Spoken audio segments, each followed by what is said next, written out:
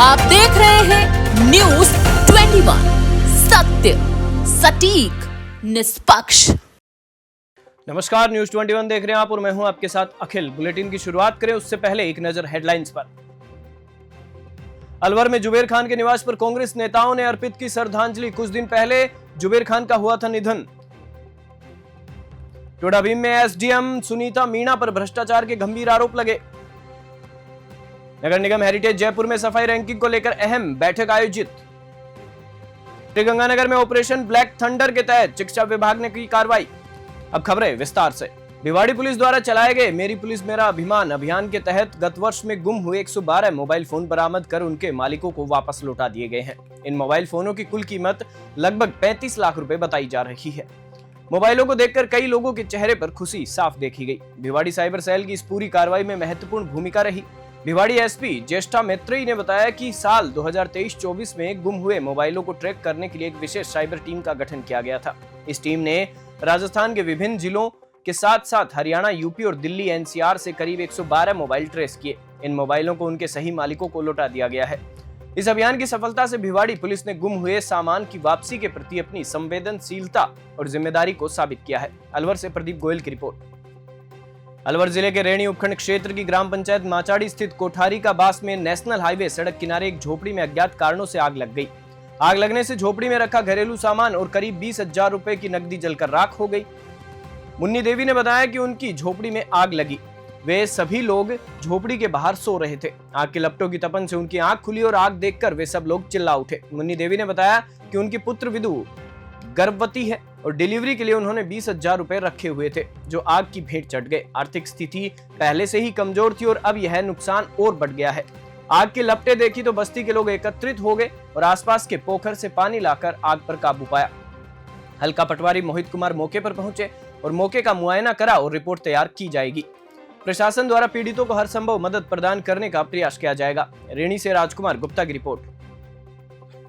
ये सुबह लगभग 4:30 बजे के करीब इनके घर में अज्ञात कारणों से आग लग गई, जिनको इनको भी पता नहीं है। मौके पर मेरे को इनकी सूचना मिली तो मैं तुरंत आया। इन्होंने इनका लगभग 5-6 बोरी अनाज और 20,000 रुपए की नकदी का नुकसान होना बताया और इसकी रिपोर्ट मेरे द्वारा बना ली गई है। आगे इनकी सहायता के लिए मेरी तरफ से रिपोर्ट की जाएगी। हर संभव प्रयास इनकी मदद के लिए। महाराजा अग्रसेन जी की जयंती के अवसर पर श्री नवयुवक अग्रवाल सभा द्वारा विभिन्न कार्यक्रमों का भव्य आयोजन किया जाएगा। इस आयोजन की रूपरेखा को अंतिम रूप देने के लिए अग्रवाल धर्मशाला में एक बैठक आयोजित की गई, जिसमें पोस्टर विमोचन समारोह भी शामिल था। सभा के अध्यक्ष कुलभूषण सिंगल ने आगामी कार्यक्रमों की जानकारी देते हुए बताया कि 29 सितंबर को शोभा यात्रा का आयोजन होगा। यात्रा शहर के प्रमुख मार्गों से होती हुई अग्रसेन वाटिका तक जाएगी, जहां इसका समापन होगा। यात्रा में समाज के सदस्य बड़े उत्साह के साथ शामिल होंगे और यह अग्रसेन जी के प्रति श्रद्धा और सम्मान की अभिव्यक्ति होगी। इस अवसर पर अग्रवाल प्रतिभा सम्मान समारोह भी आयोजित किया जाएगा, जिसमें विभिन्न क्षेत्रों में उत्कृष्टता प्राप्त करने वाले विद्यार्थियों और पेशेवरों को सम्मानित किया जाएगा। समाज के ओम प्रकाश गुप्ता ने बताया कि यह आयोजन समाज में शिक्षा, समर्पण और मेहनत के प्रति प्रेरणा का प्रतीक होगा। आयोजन में समाज की प्रतिभाओं को भी सम्मानित किया जाएगा, जो समाज की सेवा और उत्कृष्टता को प्रोत्साहित करेगा। रायसिंह नगर से राजू शर्मा की रिपोर्ट।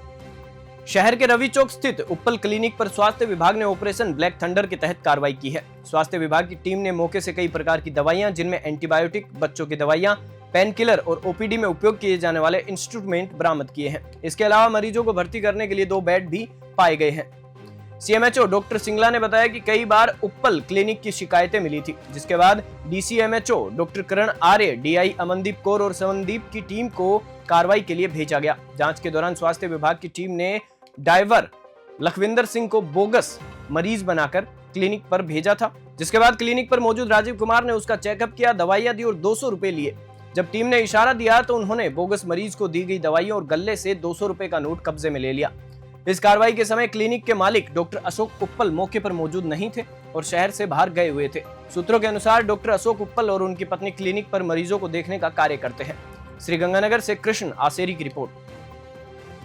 बस्सी उपखंड क्षेत्र के ग्राम पेईपुरा पड़ासोली में एक दर्दनाक घटना के बाद परिजनों ने स्थानीय सरपंच के नेतृत्व में शवों के साथ धरना प्रदर्शन किया। भैंस चराते वक्त 14 वर्षीय लक्की का पैर रिंग रोड के गहरे गड्ढे में फिसल गया। उसे बचाने के लिए उसका भाई भी गड्ढे में उतरा। उसका पैर भी फिसल गया और वह भी गिर पड़ा। स्थानीय ग्रामीणों ने दोनों को गड्ढे से निकाला और जिला अस्पताल दौसा लेकर गए, जहां चिकित्सकों ने दोनों को मृत घोषित कर दिया। इस घटना के बाद परिजनों ने दोनों शवों के साथ मुआवजे की मांग को लेकर धरना प्रदर्शन शुरू कर दिया। ग्रामीणों का कहना है कि जब तक उनकी मांगे पूरी नहीं की जाती धरना प्रदर्शन जारी रहेगा। इस दौरान भारी पुलिस बल तैनात किया गया है ताकि स्थिति नियंत्रित बनी रहे। धरना स्थल पर स्थानीय सरपंच और ग्रामीणों ने प्रशासन से 50 लाख रुपए मुआवजे की मांग की है और इस मुद्दे को लेकर वे शांतिपूर्वक प्रदर्शन कर रहे हैं। बस्सी से रामफुल मीणा की रिपोर्ट। अलवर जिले के राजगढ़ में सेन समाज की 23वीं पदयात्रा गोविंद देवजी बाजार स्थित गंगा माता मंदिर से नारायणी धाम के लिए रवाना हुई। इस धार्मिक यात्रा में समाज के सैकड़ों श्रद्धालु पुरुष, महिलाएं और बच्चे शामिल हुए, जो नाचते गाते और जयकारे लगाते हुए यात्रा कर रहे थे। पदयात्रा के दौरान विभिन्न स्थानों पर समाज के लोगों ने फूल मालाओं से पदयात्रा का स्वागत किया। यह यात्रा गोविंद देवजी बाजार, चौपड़ बाजार, गोल सर्किल, सराय मोहल्ला, मेला का चौराहा और स्टेशन रोड होते हुए नारायणी धाम के लिए प्रस्थान की। नारायणी माता मंदिर पहुंचने पर श्रद्धालु पूजा अर्चना करेंगे, ध्वज चढ़ाएंगे और प्रसाद वितरित करेंगे। इसके बाद श्रद्धालु अपने घरों के लिए रवाना होंगे। इस भव्य यात्रा में श्रद्धालुओं का उत्साह साफ दिखाई दे रहा है। राजगढ़ से राजकुमार गुप्ता की रिपोर्ट।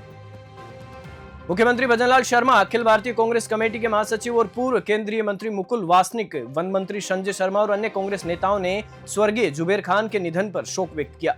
मुख्यमंत्री भजनलाल शर्मा और अन्य नेताओं ने कटी घाटी के समीप स्थित जुबेर खान के निवास पर जाकर दिवंगत आत्मा को पुष्प अर्पित कर श्रद्धांजलि दी। इस दौरान उन्होंने शोकाकुल परिवार के सदस्यों को ढांढस बंधाया और दुख की इस घड़ी में हिम्मत बनाए रखने के लिए कहा। मुख्यमंत्री ने विशेष रूप से जुबेर खान के दोनों पुत्रों को सांत्वना दी और परिवार को संभालने के लिए प्रेरित किया। इस अवसर पर कांग्रेस जिला अध्यक्ष योगेश मिश्रा, पूर्व विधायक संयम लोढ़ा और अन्य प्रमुख नेता भी उपस्थित थे। राजगढ़ से राजकुमार गुप्ता की रिपोर्ट। स्वच्छता अभियान के अंतर्गत स्वच्छ सर्वेक्षण 2024 के मद्देनजर नगर निगम जयपुर हेरिटेज द्वारा जागो जयपुर, जगमग जयपुर और स्वच्छता ही सेवा जैसे अभियानों के तहत सफाई व्यवस्था को और सुदृढ़ बनाने के लिए 16 सितंबर को एक विशेष बैठक का आयोजन किया गया।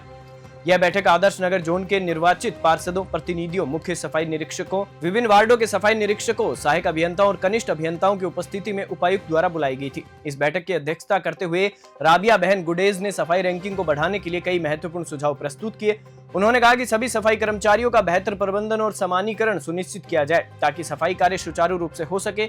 शहर के विभिन्न स्थानों पर बने कचरा डिपो हटाए जाए और नियमित रूप से हुप्रों का निरीक्षण किया जाए। साथ ही डोर टू डोर कचरा संग्रहण सेवा के दौरान सफाई कर्मचारी साथ रहें और कचरा उठाने का काम सुनिश्चित करें। इस बैठक में सभी अधिकारियों और पार्षदों ने स्वच्छता को बढ़ावा देने और स्वच्छ सर्वेक्षण 2024 में जयपुर की रैंकिंग को बेहतर करने के लिए अपने सुझाव दिए। यह पहल जयपुर को स्वच्छ और सुंदर बनाने की दिशा में एक महत्वपूर्ण कदम है। टोडा भीम में एक धार्मिक आयोजन के दौरान टोडा भीम क्षेत्र में एसडीएम सुनीता मीणा की कार्यशैली और भ्रष्टाचार को लेकर गंभीर आरोप लगाए गए। आयोजन के दौरान बोलते हुए स्थानीय विधायक राजेंद्र मीणा ने कहा कि टोडा भीम एसडीएम सुनीता मीणा ने अपनी नौकरी को व्यापार बना लिया था। गरीब और जरूरतमंद लोग बिना पैसे के अपने काम नहीं करवा पाते थे। विधायक ने कहा कि कई लोग उनके पास अपनी शिकायत लेकर आए थे, जिसमें उन्होंने बताया कि एसडीएम मीणा के कार्यालय में बिना पैसे के कोई काम नहीं होता था। यह भी आरोप लगाया गया कि एक बुजुर्ग को धक्का मारने और एक महिला के साथ हाथापाई के मामलों में भी उनका नाम विवादों में आया है। धार्मिक आयोजन में मंच पर पूर्व मंत्री गोलमा देवी भी मौजूद थी। उन्होंने भी एसडीएम सुनीता मीणा के कामकाज को लेकर सवाल उठाए। उन्होंने बताया कि कथित अतिक्रमण हटाने के मुद्दे पर एसडीएम के खिलाफ स्थानीय लोगों में काफी नाराजगी है, खासकर जब एक बुजुर्ग और एक महिला के साथ दुर्व्यवहार के आरोप लगे हैं। अब देखना यह होगा कि इन आरोपी की जांच किस दिशा में जाती है और क्या कोई ठोस कार्रवाई की जाएगी। टोडा भीम से महेंद्र जोशी की रिपोर्ट। पूरे विधानसभा क्षेत्र का एक भी व्यक्ति उस उपखंड अधिकारी से संतुष्ट नहीं थे। उसने अपनी नौकरी को एक ऐसा धंधा बना लिया था इस विधानसभा क्षेत्र में, चाहे गरीब मर जाए लेकिन जब तक उसको पैसा नहीं दे वो काम नहीं करती थी। इसका भी एक छोटा सा उदाहरण अब 2-3 दिन पहले देखा था, एक वीडियो वायरल हुआ था और मैंने डॉक्टर साहब से बहुत निवेदन किया था कि साहब इसमें अपन भी बदनाम हो रहे हैं, क्योंकि टोडा भी वो धरती है, चाहे कहीं से आप विधायक हो सकते हो, मंत्री हो सकते हो, लेकिन आपकी ससुराल है, मेरे मामा हैं, इसलिए पहला कर्तव्य है ससुराल वाले और मामा कोई भी आदेश करे उसकी पालना अपन को करनी है। इसलिए बड़ी मुश्किल से यहाँ से उसका कंटक कटाए और यहाँ पर इतनी बहुत अच्छी अधिकारी आपके पास आएगी। वो 17 तारीख को शायद कल ज्वाइन करेगी, मेरी उससे बात हुई थी। वो 12 डिस्ट्रिक्ट से आ रही है, पूजा मीना। वो भी लड़की है लेकिन बहुत स्ट्रांग, बहुत मजबूत और बहुत ईमानदार है।